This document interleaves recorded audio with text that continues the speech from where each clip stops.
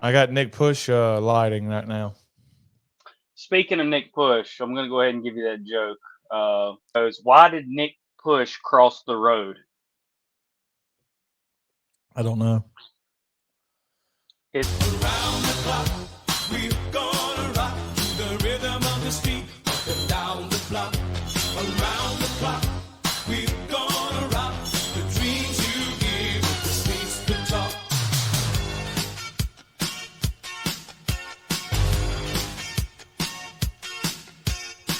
Wanna be somebody, be a contender. Gotta reach for the sky. If you want it, fight for it. Or kiss it goodbye. It's make it or break it. Try to survive. Don't ever say never. Keep your dream alive.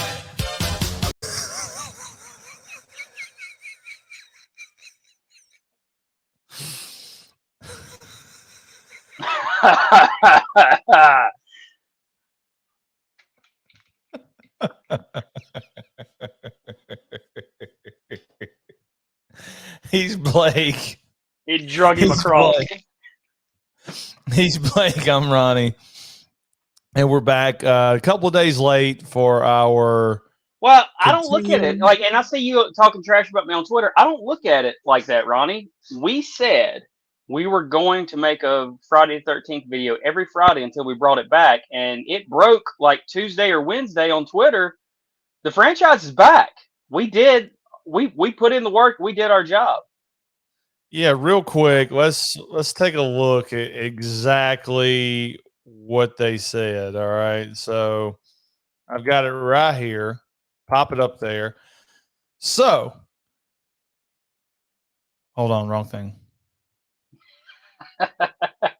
It says there that Anne Hayes crashed her car. Oh, Here we go. So Roy Lee, talking to Bloody Disgusting, says you may be hearing something by year's end on that front, mainly talking about Friday the 13th having some new content.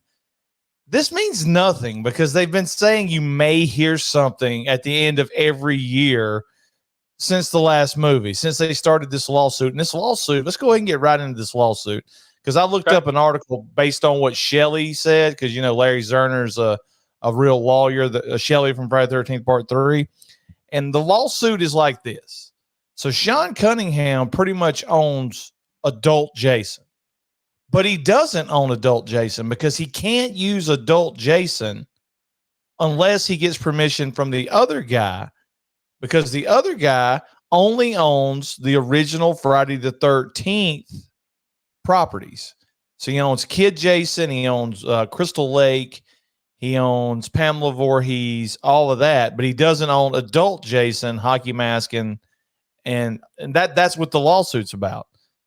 And even if the guy that owns the original Friday the 13th rights can make a movie, he can only make a movie here in the United States. He can't make it worldwide. So he wouldn't have worldwide rights.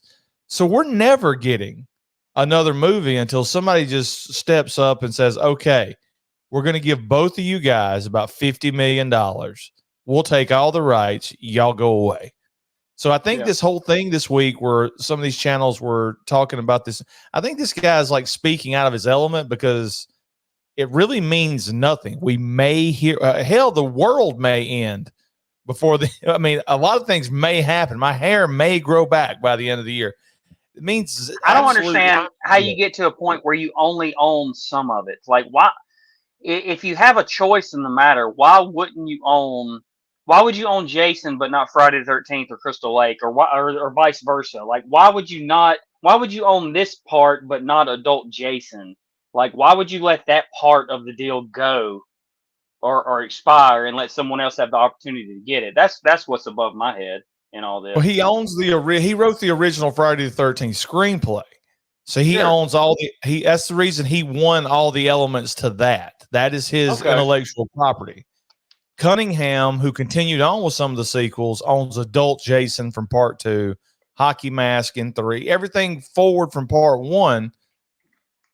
somebody else can have the rights to, which and Who owns not Space? really. Well, that's okay. So I don't know. So I so don't. in Freddy vs. Jason, the guy who owns Adult Jason's the only one that got paid because it doesn't. There's no Crystal Lake, or they do go to Crystal Lake in that, Ronnie. Yeah, I mean, Remember, they take him home.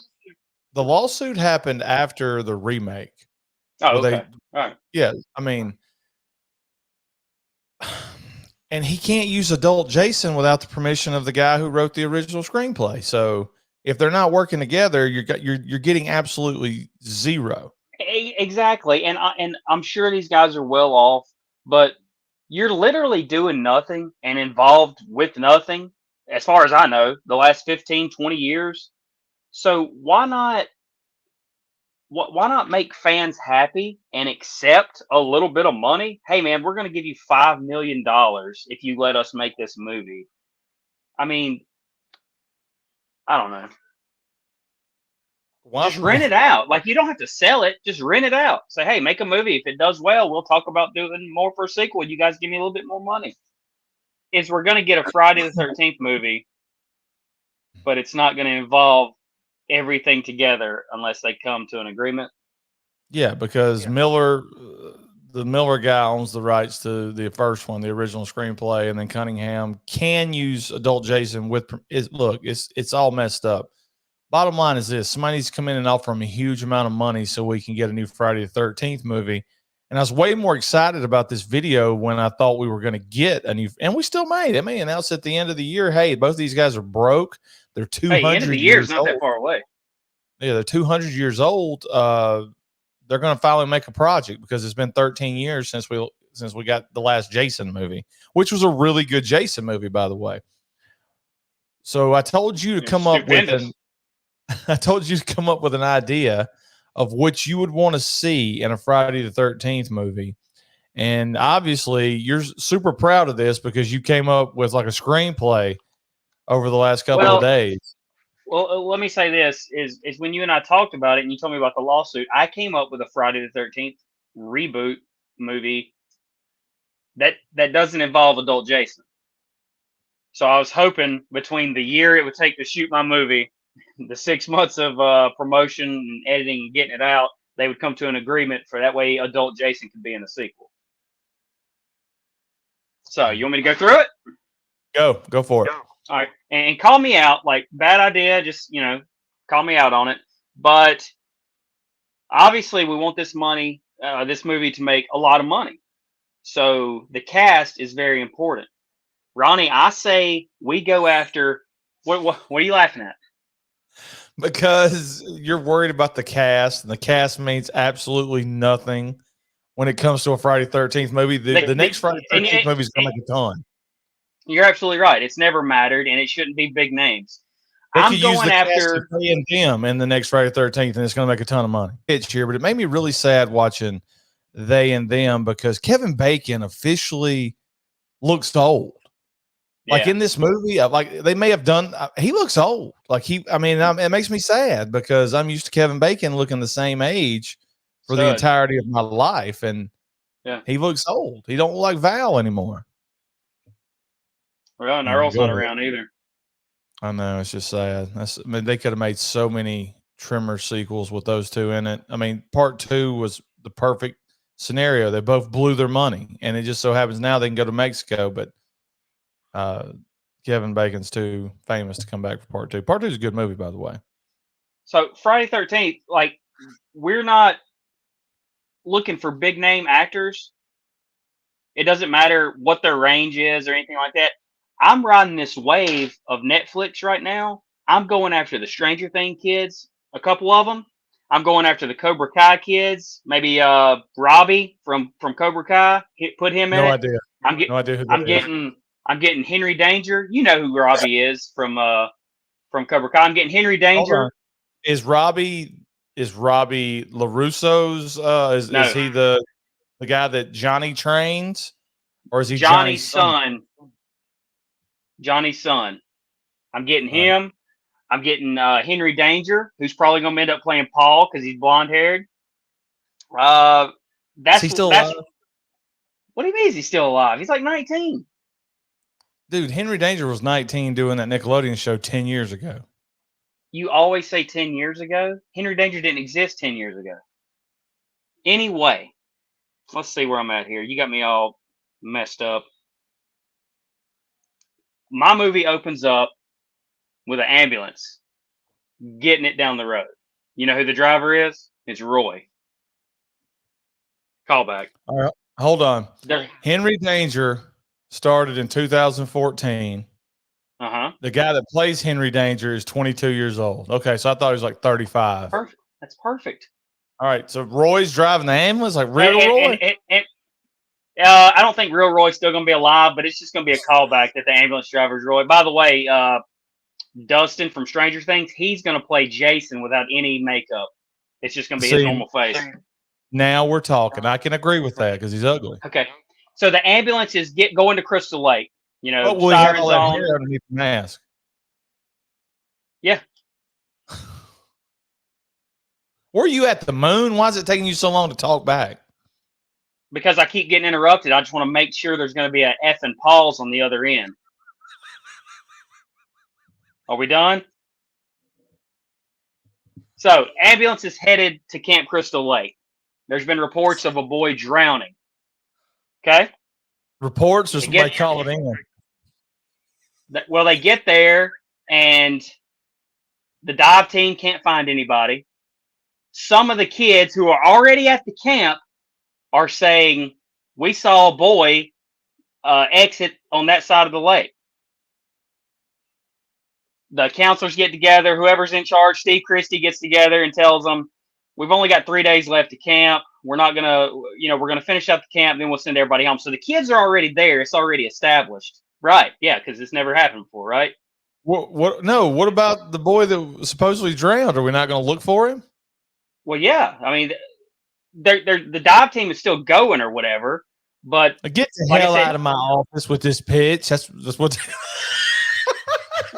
like it's any dumber than any other Friday 13th movie. The point I'm trying to make is, Ronnie, there's rumors that a boy drowned, and then there's the dive team can't find him, and then there's rumors that he didn't drown, he escaped. So there's that opening of, did Jason die? Did he really drown? There's that opening that you get that you never get answers on. That's all I'm trying to establish there. Oh, okay. So they load the kids up and leave, and then Paul, aka Jason Norman, Henry Danger, tells them, all right, guys, we got a week. Just gonna be us. Let's have some fun, but we got to get this place cleaned up before Steve gets back and get it ready for next summer. And that's when the killing starts. So I thought it was a cool concept to go ahead and have the kids leave, and now it's just the teenage/early 20s counselors. I'm all for it. Mrs. Voorhees is introduced very early. Very early. In fact, they even say, are the parents going to sue? Are we worried that the parents are going to sue? And they're like, well, hell, Pamela works here, part-time. She works here. That's mentioned. So, she's not mentioned or seen in the original until the end. And then it's red herring after red herring. The difference in my movie is I believe in equality. There is no final girl. It's a final two guys, which is going to be Paul, Henry Danger, and Robbie Keene from Cobra Kai. The final two guys. Make him out at the very end and make the killer sick. Paul shows up, who you assume had died, to save it. Pamela Voorhees' body is discovered in the end as one of those scare scenes. We running around, we finding body to body, which is funny to think about a guy running around finding bodies and screaming. Look what you did to him. Guess who is the killer in my original version? I don't know. Elias Voorhees, Jason's father. The daddy. The dad. Okay. I like it. So you got the internet legend of Jason's dad this whole time. Let's go ahead and bring it to life in this new reboot as Jason's father is the killer to start this franchise off.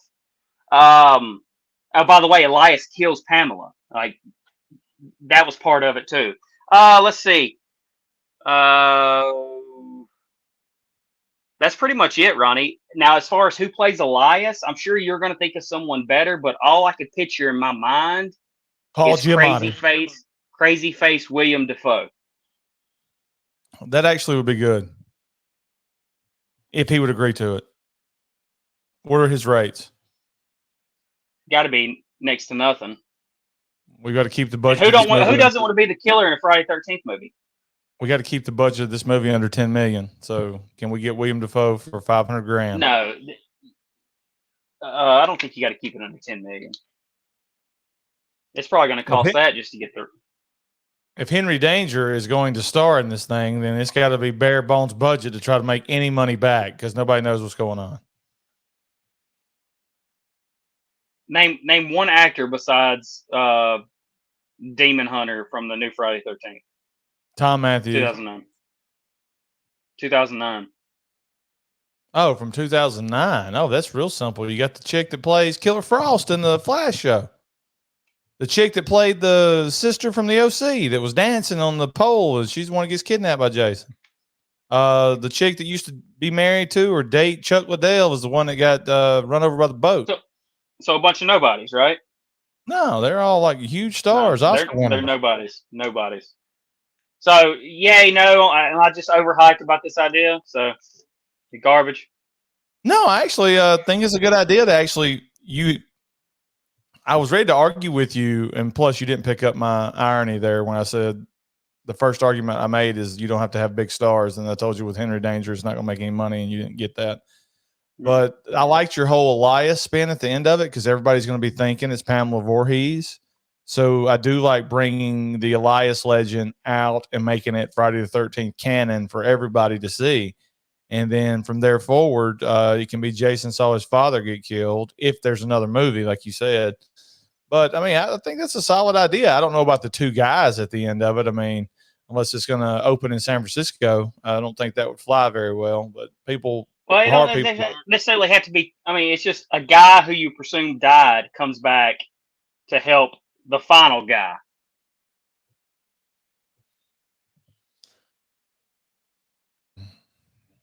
See, I would have went the completely other way for if the movie I want to see because I'm so old. I don't have time for them to restart this franchise from scratch again. I don't. And I didn't like, I mean, I sort of like the way they did Friday the 13th, the remake, where they just went ahead and fast forwarded through the first 3 or 4 movies and you've got an automatic adult Jason out there doing the killing. I like that a lot.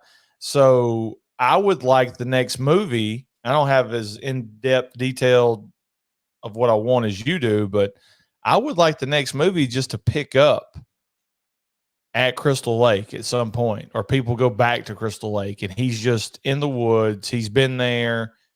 It's like Bigfoot or any other scary story. People just avoid Camp Crystal Lake because of the 40 years of horrible history it's got there. It's presumed that Jason is in the woods dead. I mean, how could he still be alive? You know, he drowned in the 50s and now it's the 2020s. So people stay away from it. Nobody brings it up anymore. And for whatever reason, you can even go the route of Never Hike Alone or some of these fan movies where people accidentally stumble upon it or people go there to report on it. You could do like you could even copy Halloween 2018 if you wanted to, where a couple of guys, but use the YouTube route, could go there to report on Crystal Lake, or you could have like the what's it called, true crime people, or you could have like a documentary crew. You could have a throwback to Jason Goes to Hell and have like a hard copy type show that goes there that digs through the ruins or something like that, and they all get attacked by Jason. But I like the idea. I get what, yeah.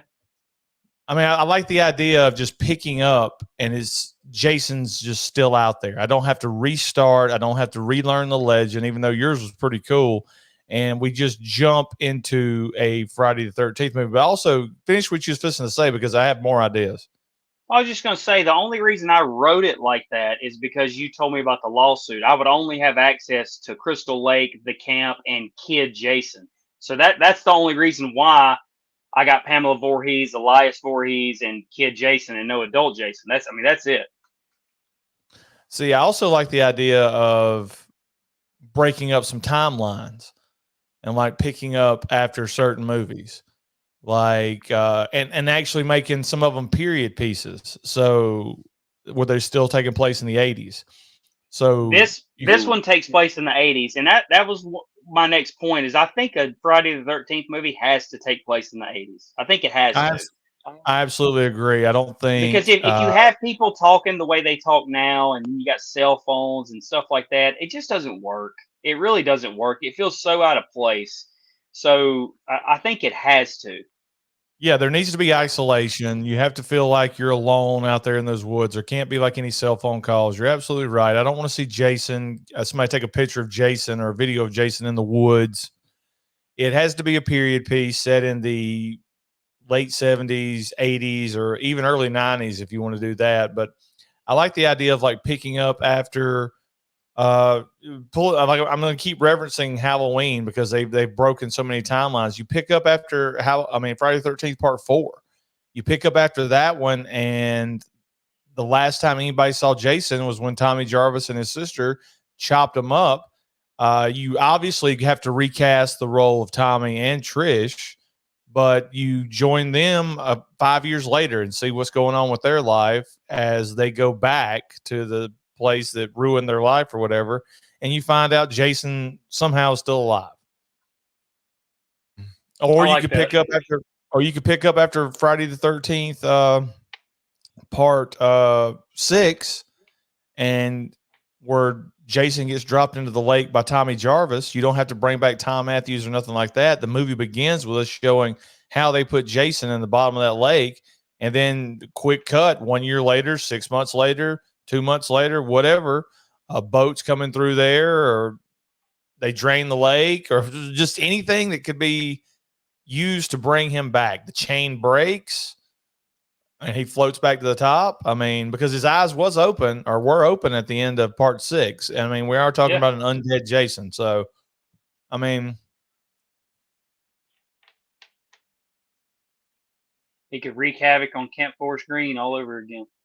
Yeah, but I mean, I don't know. I like picking up after a certain, because I mean, let's think about this. The Never Hike Alone movies were viewed as really good Jason movies because they're done with a GoPro, and people stumble into Crystal Lake. I mean, is there anything just extraordinarily inventive about those movies? No, they're decent movies.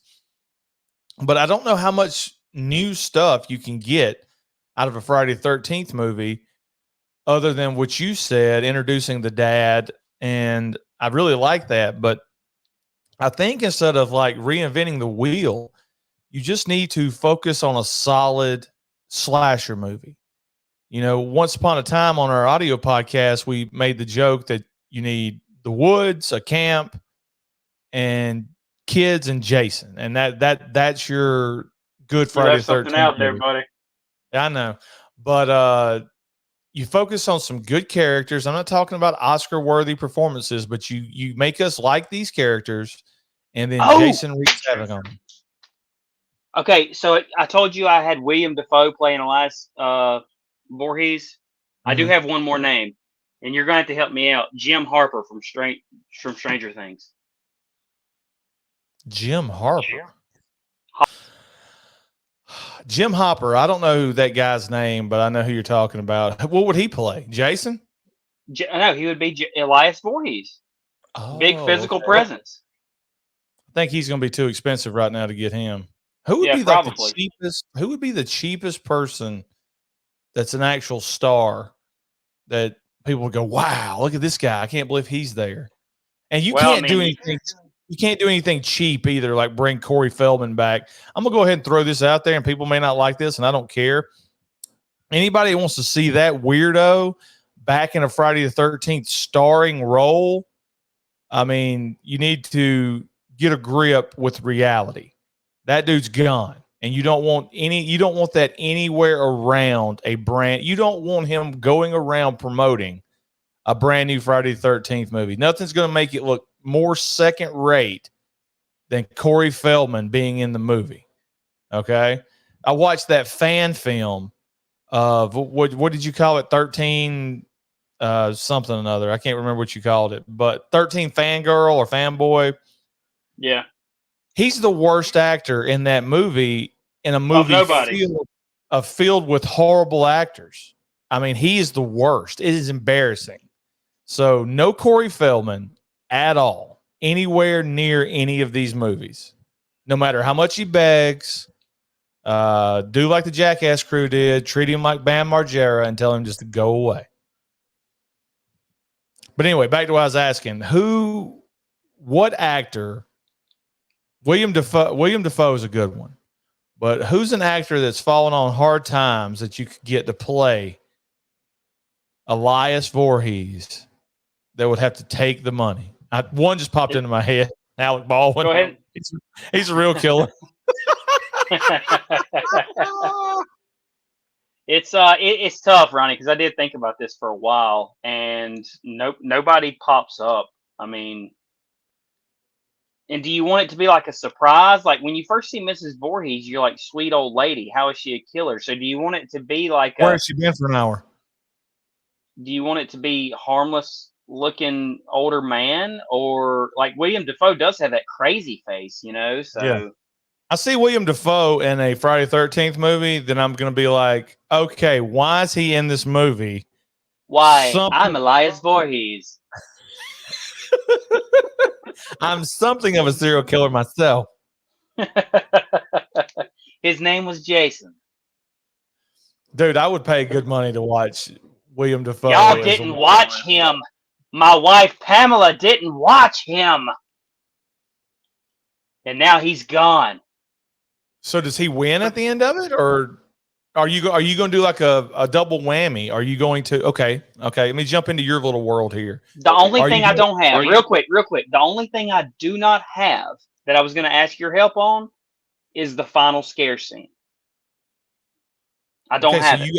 You have to decide whether or not you're going to let William Dafoe kill everybody at this camp, and then your final scare scene is Jason killing his father who killed his mother. Killing his mother. Boom. So Robbie Keane and Henry Danger do have to job out and die in my movie. Okay. So everybody gets wiped out.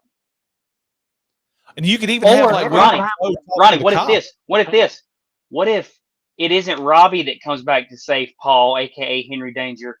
What if it's Jason who comes back and kills Elias? And then at the end, as the jump scare, turns around and kills the final guy. No. I mean, I like the fact that William Dafoe kills everybody, and then you get the scene of him telling the cops, I found him out here. This is horrible. I was looking for my little boy.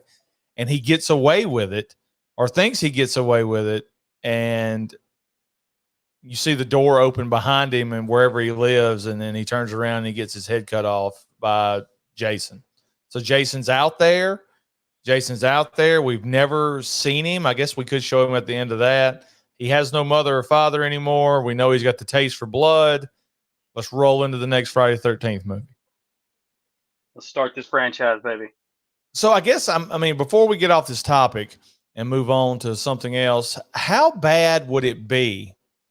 How bad would it be just to try to go back and do like Friday the 13th, the remake did, and put a few of the greatest hits in the next movie to try to do a little fan service for everybody? Or, I guess it depends on your taste. And hit us in the comments with this, guys. Do you want a brand new start to the Jason mythology?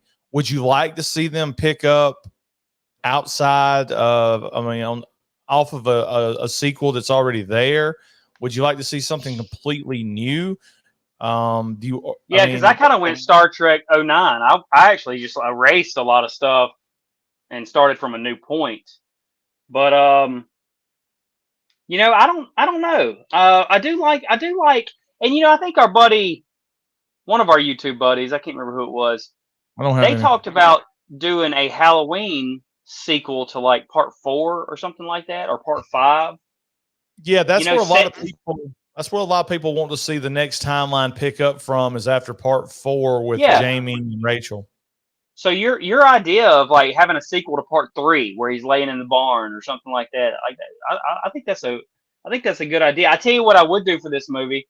I would either hire, I probably wouldn't hire. I would sit down with everybody who was involved in that flashback scene of Halloween Kills and just pick their brain and say, you know, what you guys did was fantastic. I'm trying to put some kind of element of that into this Friday the 13th movie. I want this whole Friday the 13th movie to look like the flashback from Halloween Kills. You guys are hired. You're going to be the most expensive thing we spend money on. You guys. That's exactly right. To be honest, Ronnie, like your lack of enthusiasm is kind of bumming me out because I was really excited about this idea. And I love the idea. You know, what are you talking about? My lack of enthusiasm. As I say it out loud and see your reaction, you know, it just this shit need it anymore. Edit.